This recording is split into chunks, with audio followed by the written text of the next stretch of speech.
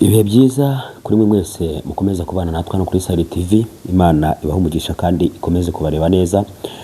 Tugarutse muri ya makuru n'ibiganiro byacu hano kuri umuyoboro wanyu nkuko musanzwe mubizi.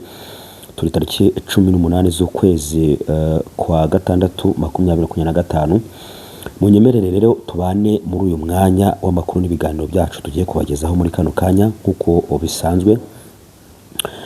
Reka nshimire wowe ukomeza kubana natwe ku manywa na nijoro uko bwije nuko bukeye utwereka kuri kumwe natwe. Wabaye inshuti yakadasohoka hano kuri Sahel TV, turagushimiye cyane, Imana igumugisha. Hanyuma amakuru tuzanye ari kuvugwa mu biyaga bigari ni menshi cyane. Unyemerere dufatanye kuzingura aya makuru nkuko bigaragara. Reka duhere muri Repubulika Iharanira Demokarasi ya Kongo turebe ibiri kuhavugwa, hanyuma dukomereze n'ahandi. Turaza kuyazingura gatanu kuri gatanu nkuko musanzwe mubizi. Igisirikare cya RDC cyataye muri yombi Lieutenant General Jean-Claude Iva Kabeya wabaye umwe mu bizerwa ba Perezida Antoine Tshisekedi Tshilombo nkuko umubizi.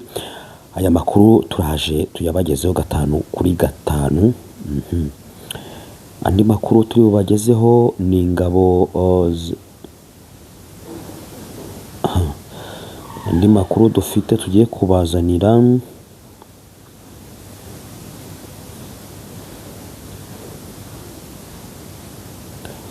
makuru dufite turi bubazanire rwose nayo arahari gatanu kuri gatanu. Abayobozi mu ngabo z'u Rwanda RDF nabo mu ngabo za Uganda UPDF bateraniye Nyagatare. Bateranijwe n'iki? Ibi byose turaza kubivimuza n'umuzingo turamenya ibyo ari byo gatanu kuri gatanu nkuko bigaragara. Turarebera hamwe aya makuru yose. Umupolisi wo muri Kenya yatawe muri yombi azira kurasa umusivile mu myigaragambyo iherutse kubera mu murwa mukuru Nairobi. Aya yose turayafite, turayabagezaho gatanu kuri gatanu. Ariko kandi reka turebe muri Iran no muri Israel biri kuhavugwa. Umuyobozi w'ikirenga wa Iran Ayatollah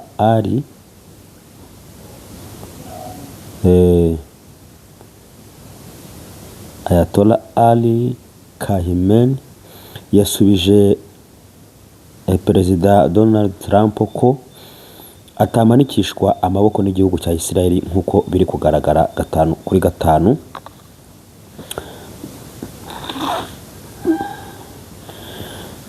Muraza kutwihanganira, ntago umubiri umeze neza, dufite uburwayi butatworoheye, ariko ni ngombwa ko tubagezaho amakuru gatanu kuri gatanu hano kuri Sahel TV.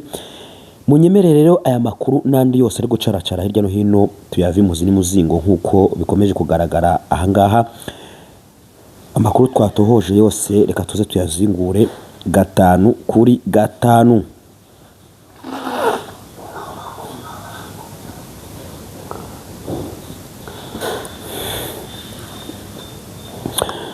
Aya makuru rero n'andi yose ari kuvugwa hirya no hino turaje tuyave muziri muzingo nkuko mubizi. Ariko biravugwa ko mu gace ka Katana imirwano yakomeje, ndetse bikavuga ko no mu gace ka Warikare ingabo z'Abarundi ndetse na RDC na Wazalendo bamaze kuhigarurira ubuhari mu maboko yabo nkuko bigaragara. Ariko kandi biravuga ko n'umujyi wa Bukavu nawe waba uri kugerwa amajanja, kanavuga ko hari bamwe wasirikare b'Abarundi baba bari kuwutata ku buryo bukomeye cyane. Aya makuru yose n'andi dufite turave muzi n'umuzingo. Ariko reka mbanze ngo suhuze wowe uri muri Amerika udukurikiye, wowe uri mu Bwongereza, mu Butaliyani, mu Bufaransa ndetse no muri Canada na Belgique, mwese tubahaye ikaze kuri Sahel TV. Dusuhuze abari muri South Africa, Zimbabwe, Zambia, Mozambique n'ahandi, tubahaye ikaze kuri Sahel TV. Reka kandi twongere dusuhuze abari muri Kenya, Tanzania ni Uganda, mwese mwiyumvemo ikaze kuri Sahel TV. Reka dusuhuze Abarundi, abashinga ntayo muherereye hirya no hino ku isi, namwe tubahaye yambu nkuko musanzwe mubizi. Ariko kandi turasuhuza abanyekongo mwese muherereye hirya no hino ku isi. Nubwo uyu munsi bitameze neza, ariko ejo bizaba bimeze neza, tubahaye ikaze kuri Sahel TV. nk'ibisanzwe abanyarwanda mwese mudukurikira muri mu bice bitandukanye by'u Rwanda, abari hirya no hino ku isi, impande enye zose z'isi, reka tubahe ikaze kuri Saheli TV, muri inshuti z'akadasohoka, muri abavandimwe beza, kandi subscribe hanyuma ukore share, urayikinga ibiganiro byacu, ubundi kandi kunzogera tugiye twibanira 5 kuri 5 mu makuru n'ibiganiro byacu hano. Narababwiye ngo tubagezaho amakuru meza akosoye acukumbuye y'indani 5 kwa 5 nkuko musanzwe mubizi, ndababwira ngo ni 5 ukuri 5. Aya makuru rero ngiye kuyabagezaho yose uko yakabaye, munyemerere mubane nanjye nkuko dusanzwe tubana hano kuri umuyoboro wanyu cyangwa se wacu muri rusange. Reka makuru tuyahere muri Repubulika Iharanira Demokarasi ya Kongo. Igisirikare cya RDC cyataye muri yombi Lieutenant General Claude Iva cyangwa se Yava Kabeya, wabaye umwe mu bizerwa ba Perezida Tshisekedi kuva mu 2019 ubwo yajyaga ku butegetsi, nubwo ibyo akurikiranweho bitaramenyekana.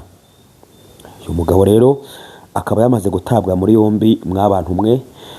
Tshisekedi akaba akomeje gufata abajenerali bamwe abiyegereza mu Kirundi bavuga kubanyegeza, abanyegeza gake nyuma yuko abafashwe tutamenye irengero ryabo. Uyu nawe ari mu bamaze gufatwa kugeza kuri ubu ngubu. Reka dukomeze iyi nkuru. Tshisekedi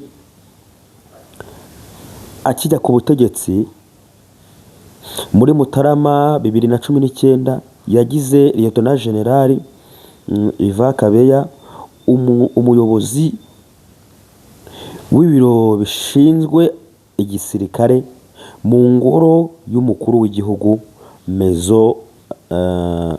Maison Militaire nkuko bigaragara hano. Urumva ko yari inshuti y'akadasohoka, yari umwizerwa cyane, yamwigije hafi ye cyane mu buryo ubukomeye cyane. Ariko kandi iyo ibintu bihindutse ntago ibyo kuba ko uziranye n'umuntu biba bikirimo mw'abantu mwe, ibintu bikomeje guhindura isura. Mu 2023 Lieutenant General Yava Kabeya yasimbujwe General Franka Ntumba kuri inshingano. Icyo gihe byatangiye guhwihwiswa ko izi mpinduka zatewe nuko Tshisekedi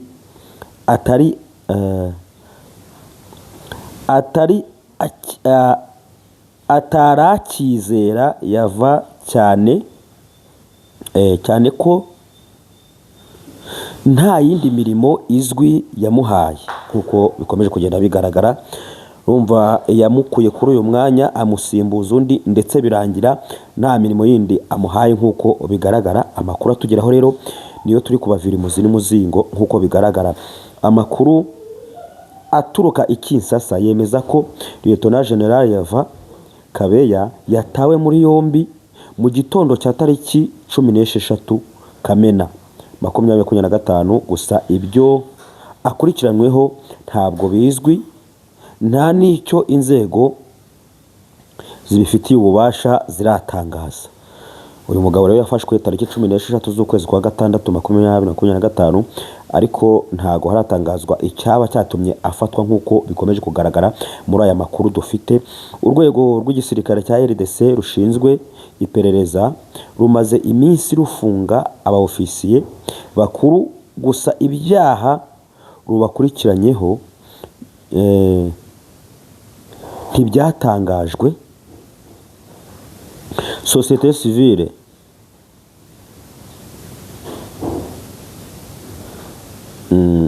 civile zigaragaza ko hari ahasanzwe hafunzwe abo ku rwego rwa generali bagera kuri 29. Mw'abantu mwe abajenerali bo muri RDC bakomeje gushirira muri gereza nkuko bikomeje kugaragara hano. Uyu Antoine Felix Tshisekedi akomeje kumarira abajenerali mu nzu y'imbohe nkuko biri kugenda bigaragara. Ese uyu mugabo bizamuhira, bizagenda bite? Nkuko uru rwego rwa leta civile ruherutse gutangaza ko hari aho rwasanze abajenerali bagera muri 29 nkuko bigaragara.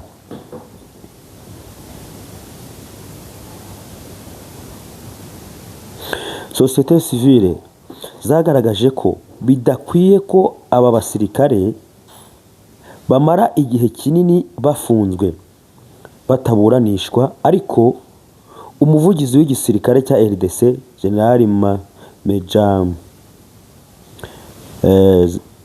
Major Sylvain Ekenge yasubije ko mu bihe by'intambara nta bwihute buba bukwiye kubaho nk'uko bigaragara. Murabyumva mw'abantu mwe, ati mu bihe by'intambara ibyo kwirirwa twirukanka ntabwo biba birimo, biba bisaba kugenda gahoro nk'uko biri kugenda bigaragara 5/5. Amakuru rero dufite hano kuri Site TV nk'uko bisanzwe aravuga ko mu mujyi hano mu gace ka Walikale ingabo z'abarundi ndetse n'abazarendo na FARDC zamaze kwigarura ibice byose bya Walikale nk'uko bikomeje kugenda bigaragara, kugeza kuri ubu ngubu bakaba ari bo babiyoboye nk'uko bigaragara. Ni nyuma y'uko imirwano ikomeje kubica bigacika, ibitero bikomeye bikomeje kugaba ku nyeshyamba za M23 bisize FARDC ariyo ikomeje kwigarurira aka gace ka Walikale nk'uko bigaragara. Andi makuru atugera avuga ko agace ka Nyangezi nako bari hafi kwigarurira nk'uko bikomeje kugenda bigaragara. Amakuru dufite dukesha Radio Okapi aravuga yuko bamwe mu baturage batangaje ko ibi bice byose byamaze kwigarurirwa n'ingabo za abarundi ndetse na wazarendo nk'uko bikomeje kugenda bigaragara. Ahangaha muri Nyangezi rero bikaba bivugwa ko imirwano yari ikomeje kubica bigacika nyuma y'uko abarundi n'abawazarendo ndetse na FARDC bakomeje gutana mu mitwe n'ingabo nk'uko bigaragara n'ingabo za M23 nk'uko dukomeza kugenda tubibona mu makuru dufite ahangaha. Mw'abantu mwe, ibintu bikomeje kugenda bihindura isura 5/5. Reka dusimbukire mu Rwanda turebe ibiri kwavugwa. Abayobozi mu ngabo z'u Rwanda RDF nabo mu ngabo za Uganda UPDF bateraniye i Nyagatare mu ntara y'Iburasirazuba kuva tariki 18 kugeza tariki 20 Kamena 2025 muri gahunda yo gusuzuma uko umutekano uhagaze, gukemura ibibazo bibangamira abaturage, imipaka ihuza ibihugu byombi no kubyongera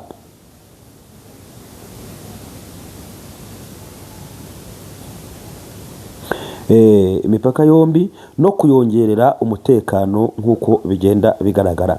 Abasirikare rero bakomeye cyangwa se ibisirikare byombi bikomeye bihujwe n'ibi bikurikira: kurebera hamwe uko imipaka imeze no gucunga umutekano mu bice bitandukanye nk'uko twagiye tubisoma. Nicyo gihuje abasirikare.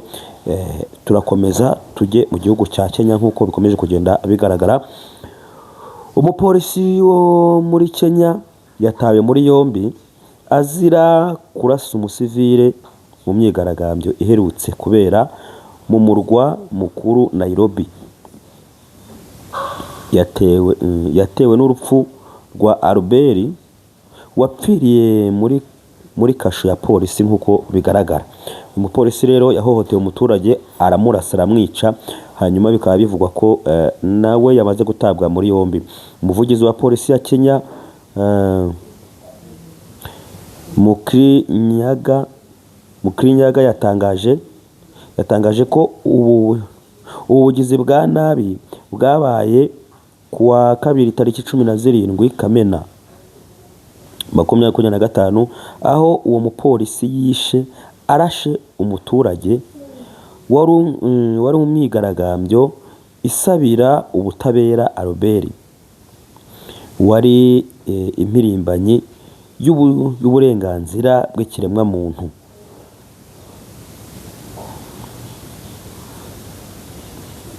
Mukrinyaga yavuze ko ubuyobozi bwahise butangira iperereza ku rupfu rw'uyu muturage bugafata uwo mupolisi buhita butegeka ko agezwa imbere y'ubutabera nk'uko bigaragara.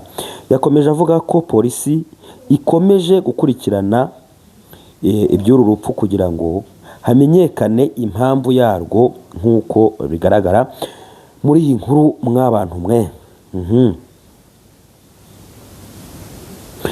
Reka twigire hano muri Iran turebe ibiri kuvugwa hano muri Iran nk'uko bigenda bigaragara. Aya makuru n'andi yose turayafite rwose, mba nababwiye ngo hano kuri Sahel TV amakuru ni menshi cyane, tuba tuyafite 5 kuri 5, tuba tuyaryamanye, tuba twagiye dutera icyumvirizo hirya no hino, tugacukumbura, tugasesengura, tukabazanira amakuru meza kandi yizewe. Umuyobozi w'ikirenga wa Iran Ayatollah yasubije Perezida Donald Trump ko igihugu cye kidakangika ku buryo cyakwemera kumanika amaboko imbere ya Isiraheli nk'uko bigaragara. Uyu muyobozi rero yasubije Trump aramubwira ati rwose ntabwo ngende mu bantu bamanika amaboko imbere ya Isiraheli, barakubeshye n'undi munsi.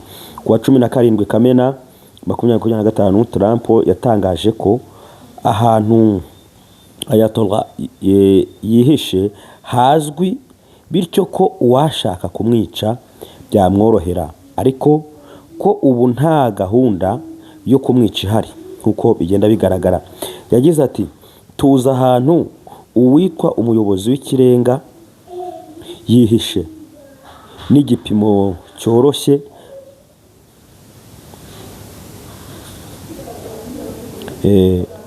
ni igipimo cyoroshye, ariko aho ari aratekanye kuri ubu, ntabwo tugiye kumukuraho cyangwa se kumwica, ariko ntidushaka ko misile ziraswa ku basivile cyangwa abasirikare ba Amerika.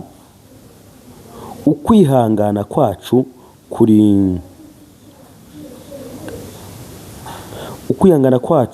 kuri kuba guke. Aya ni amagambo uyu perezida wa Leta Zunze Ubumwe za Amerika yakomeje kugenda avuga. Mu gihe Israel ikomeje kwica abasirikare bakuru ba Iran kuva yatangira ibikorwa yise Rising Rio tariki ya 13 Kamena, Trump yasabye Iran kwemera ko yatsinzwe, ati kumanika amaboko nta mananiza. Mbese yababwira ati mwe mumarika amaboko mutarigirirwa amuzana amananiza nk'uko bikomeje kugenda bigaragara.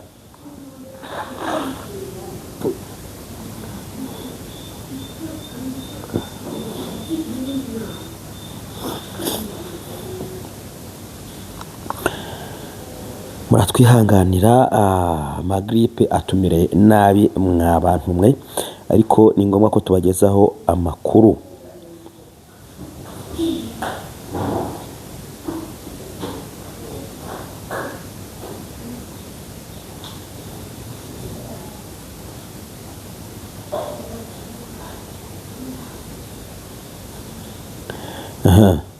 Mu gihe Israel ikomeje kwica twabisomye imbere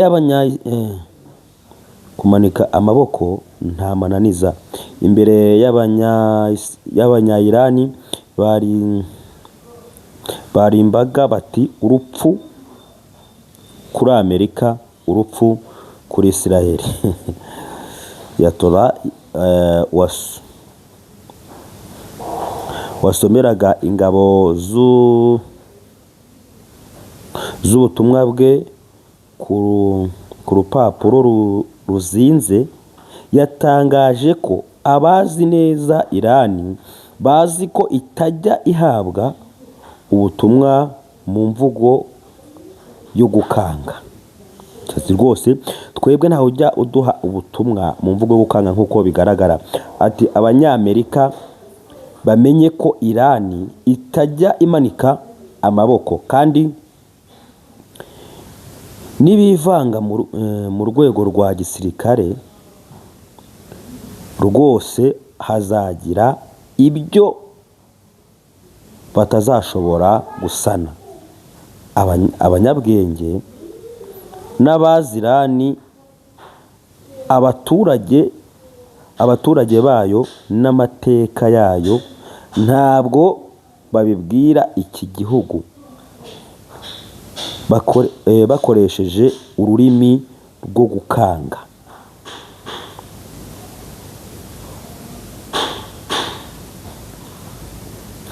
Yavuze ko Isiraheli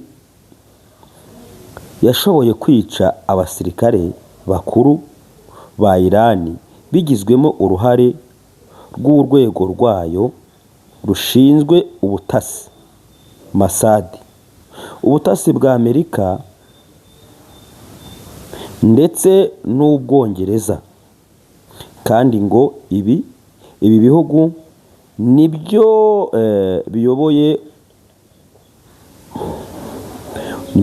umugambi wa Amerika wo gusenya igihugu cye, nk'uko bikomeza kugenda bigaragara 5/5. Reka rero mwebwe mwese mwari mukurikiye Sari TV, mbanze mbashimire. Amakuru yacu naho mukanya mu biganiro bitaha, mukomeze mubane natwe 5/5. Ukande subscribe, ukoreshe ibiganiro byacu, urayikinge, ubundi ukande kunzogera, ubundi twandikiye muri comment dukurikira uherereye, tuje twibanira mu makuru n'ibiganiro byacu hano mu biyaga bigari nk'uko bigaragara. Naho mukanya mugira ibihe byiza.